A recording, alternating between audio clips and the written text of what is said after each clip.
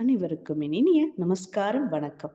இன்று நாம் தெரிந்து கொள்ளப் போவது சிவபெருமானின் திருவிளையாடல் புராணத்தை பற்றிய அறிமுகம்தான்.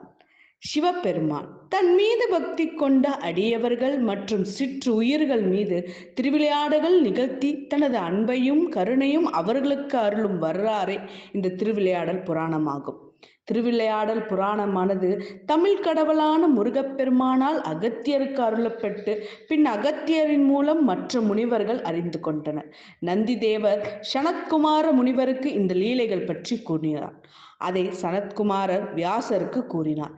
வியாசர் கந்த புராணத்தின் ஒரு பகுதியான ஆலசிய மான்மியம் என்னும் நூலில் இயற்றினார்.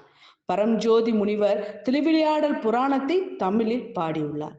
திருவிளையாடல் புராணமானது திரு ஆலவாய் மான்மியம் என்றும் மதுரை புராணம் என்றும் வேறு பெயர்களாலும் அழைக்கப்படுகிறது. யோலாஷ்ய மகாத்மியம் என்னும் வடமொழி நூலிலும் சொல்லப்பட்டுள்ளது.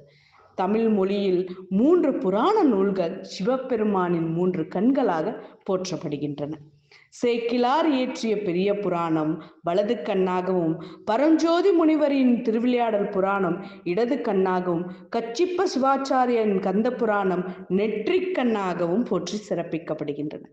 இப்படிப்பட்ட இந்த திருவிளையாடல் புராணமானது மதுரை காண்டம், கூடற் காண்டம், திரு ஆலவாய் காண்டம் என 3 காண்டங்களாக பிரிக்கப்பட்டுள்ளது.